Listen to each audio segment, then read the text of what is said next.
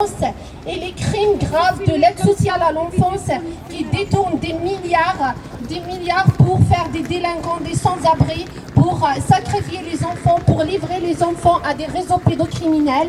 Ils kidnappent nos enfants illégalement en violant les lois. Toutes les lois sont violées, la Convention internationale des droits de l'enfant est violée complètement. Ils s'en foutent carrément de l'intérêt des enfants. Il y a un grand trafic d'enfants en France par des institutions pédocriminelles. Et la première institution, voilà, tout le monde sait que c'est une grande mafia, c'est l'aide sociale à l'enfance. Donc on n'a pas besoin de cette institution pédocriminelle pour protéger les enfants nécessitant le placement. On doit la supprimer en urgence. Il y a beaucoup d'argent qui est détourné, mais pour détruire les enfants, pour détruire les familles, pour inverser les valeurs françaises, pour détruire la société française. On a vu des terroristes qui ont sorti de l'aide sociale à l'enfance.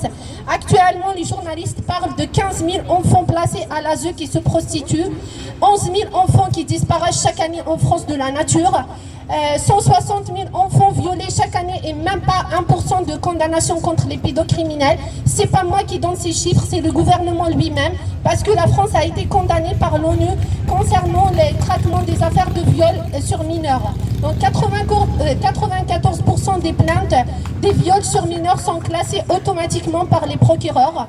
Donc nous, les parents victimes de ces institutions pédocriminelles et des juges corrompus qui s'en foutent carrément de l'intérêt de l'enfant. On manifeste régulièrement pour réclamer nos enfants, pour arrêter ce trafic d'enfants, pour justement prendre en charge les enfants nécessitant le placement, et on parle de la protection de l'enfance. Moi, j'ai parlé avec des cadres, soi-disant, de l'aide sociale à l'enfance qui me disent « Oui, madame, c'est vrai, vous avez raison, il y a des dysfonctionnements à l'ASE. C'est vrai, il y a des suicides, des enfants qui se suicident. C'est vrai, il y a des enfants eux-mêmes qui dénoncent des enfants qui meurent à l'aide sociale à l'enfance dans les foyers. C'est vrai, il y a des enfants qui se prostituent. C'est vrai qu'à 18 ans, les enfants sont jetés dehors, qui finissent sans abri. Donc voilà, ce ne sont pas des dysfonctionnements, ce sont des crimes sur les enfants, sans parler des familles et des parents qui se suicident, qui ont des arrêts cardiaques à cause de cette torture de l'aide sociale à l'enfance. Nous sommes des survivants et des survivantes de cette torture de l'aide sociale à l'enfance. Il faut le vivre pour comprendre. Moi, avant de vivre ça, je ne savais pas que ça existe en France. Il y a une grande loi du silence qui s'est installée concernant la pédocriminalité en France. Vous voyez, ce que nous fait Laurent Nunez est une preuve de répression, de l'oppression quand on parle de pédocriminalité. Moi, dès que je déclare une manifestation partout en France, ils m'interdisent totalement de manifester. Il y a des personnes qui ont pris le relais, qui ont déclaré des manifestations pour nous. On a réussi à faire quelques manifestations parce qu'on n'a pas fait de communication sur les réseaux sociaux. Ils ne savaient pas que c'était nous. Donc maintenant, ils le savent, ils connaissent chaque membre de notre collectif. Ils nous interdisent totalement, c'est illégal, c'est hors la loi. Et c'est une atteinte grave à la nation française. On parle de la liberté d'expression, on parle de dénonciation de crimes. On dénonce, c'est notre devoir, autant que citoyens, autant qu'êtres humains. Nous sommes au courant de crimes graves sur les enfants en France. Nous sommes au courant d'un grand trafic d'enfants en France. Nous sommes au courant d'une grande complicité des grandes autorités françaises de ce trafic d'enfants. Donc on fait notre devoir de dénoncer pour que ça s'arrête.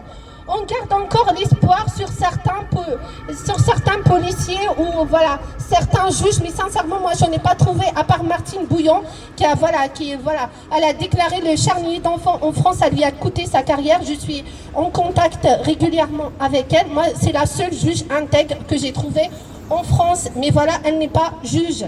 Voilà, parce qu'elle dénonce la pédocriminalité, elle dénonce la complicité des juges et de la justice française dans ces sacrifices d'enfants. Mais ce qui se passe aux enfants est horrible, on ne peut pas accepter ça. On ne peut pas, autant qu'être humain, on ne peut pas. On parle de 400 000 enfants qui risquent d'être sacrifiés, de 400 000 enfants qui risquent de finir délinquants, tueurs à gages, terroristes, etc. Imaginez, même si vous n'avez pas d'enfants, vous allez avoir des terroristes. Même si vous n'avez pas d'enfants, vous allez avoir des délinquants dans la rue. Donc moi j'ai fait 2 mois de prison ferme pour avoir démasqué une juge au tribunal de Bobigny. Cette juge, elle s'appelle Éléonore Courtois. Je suis désolée, on doit dénoncer, c'est un devoir. Parce que la justice ne les condamne pas. C'est moi qui ai fait 2 mois de prison ferme pour l'avoir démasquée. J'ai eu des preuves, je l'ai filmé, etc. Cette juge, qu'est-ce qu'elle a fait? Elle savait qu'on allait la récuser parce que nous, maintenant, on commence à récuser les juges par rapport à leur faux statut, par rapport à leur trahison à la nation française, à leur corruption. Ils ont enregistré les tribunaux français sur des registres de commerce internationaux. C'est illégal. Ils n'ont pas le droit de rendre des jugements au nom du peuple. Aussi, les juges, les magistrats, les procureurs sont nommés par le président de la République et le ministre de la Justice, ce qui ne garantit pas la séparation des pouvoirs mentionnée dans l'article 16 de la Déclaration universelle des droits de l'homme.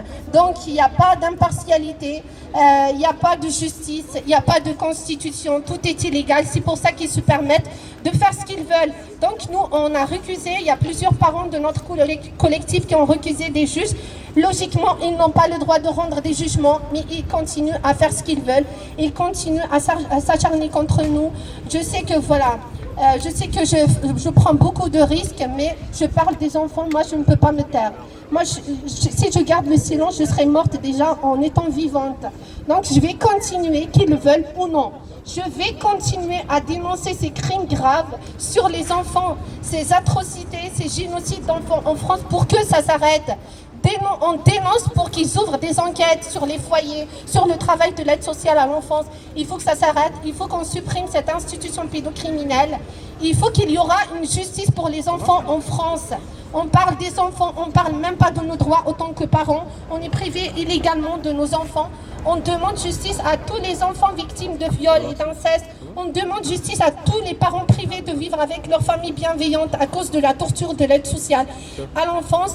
Donc voilà, on récuse les juges. Ils continuent à rendre des jugements. Récemment, Stéphanie a récusé la juge d'Évreux. Elle a rendu un jugement, elle n'assumait même pas son travail, elle n'a pas signé son jugement. Elle a fait une signature électronique. Donc le jugement a été rendu par un robot, vous comprenez? Pour qu'elle, voilà, parce qu'elle sait qu'on va y aller plus loin, qu'on ne va pas leur laisser nos enfants.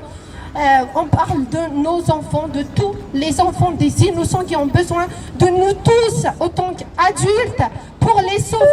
Combien d'enfants qui sont violés en ce moment?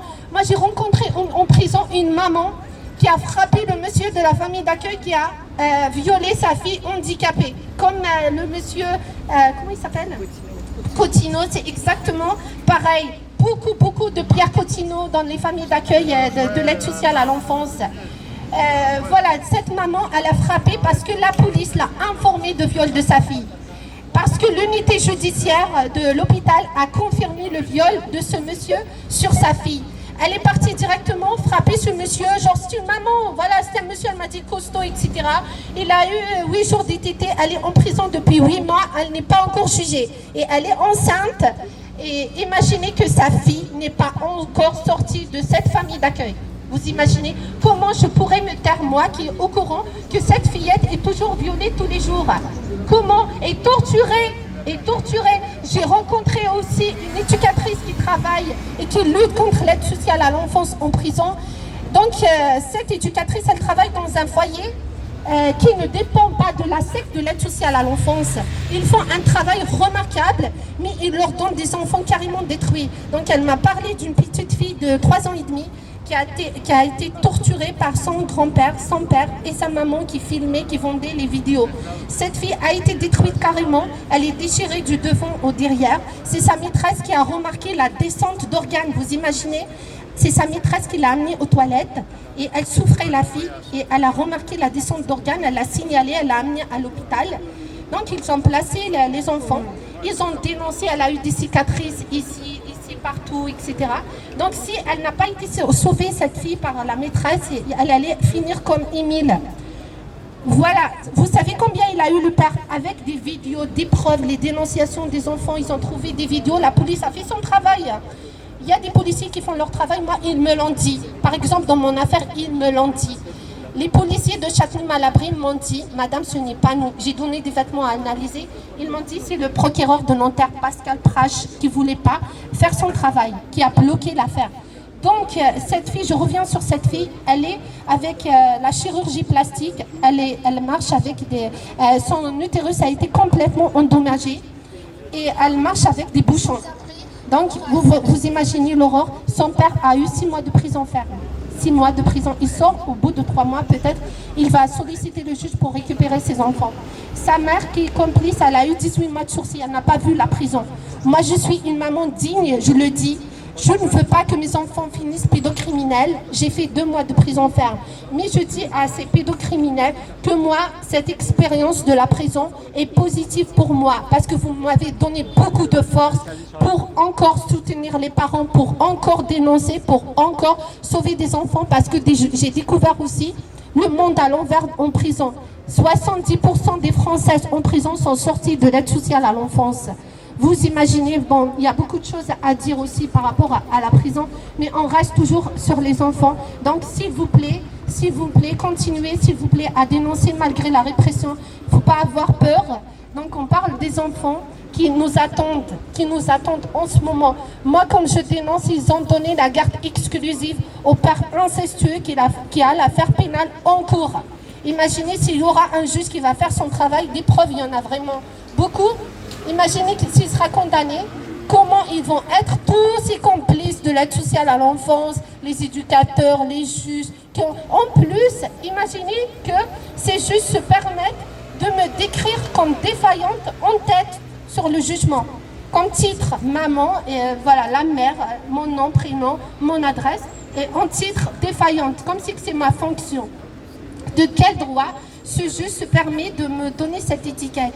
Donc vous voyez, pour eux, le père, il accepte de travailler avec la secte, il collabore, il pense à l'intérêt de ses enfants, donc c'est un bon papa. Il s'en fout s'il les a violés, s'il les a torturés, si les enfants vont devenir des pédocriminels, sachant que les enfants, s'ils ne sortent pas de ce calvaire, ils reproduisent automatiquement après.